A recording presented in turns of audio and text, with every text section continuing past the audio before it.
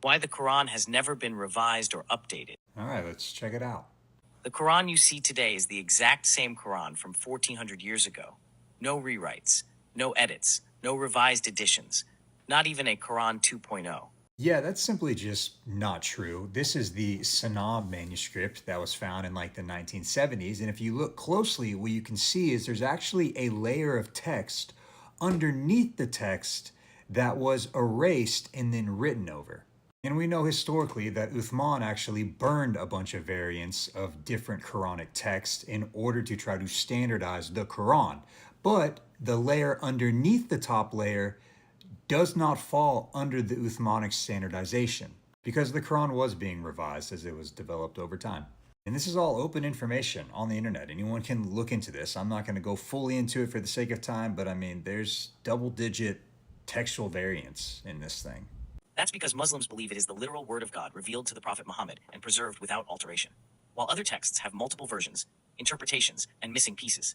The Quran was memorized in its entirety by followers, then written down within years of the Prophet's death, and it's still memorized today, by millions, word for word, across continents, languages, and cultures. That's not tradition, that's preservation by design. So there actually is different versions of the Quran throughout the world. In Arabic, on the left side of this chart, you can see here's 10 of them, and then it's kind of laid out in the transmitters, and then just different areas in which they're being used.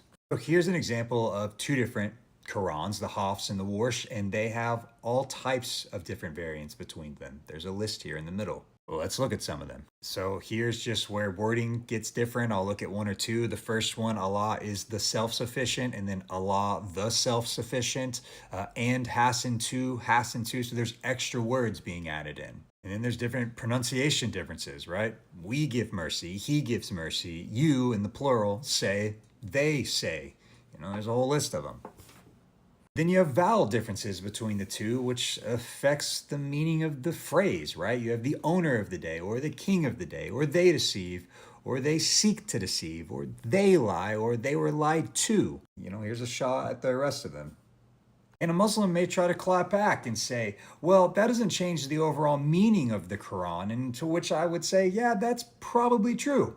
The problem is that the claim is it's perfectly preserved because it's the Word of God, but it's not perfectly preserved. This is not an argument for it being the Word of God because there are different Qurans and there are different textual variants within them. Full stop.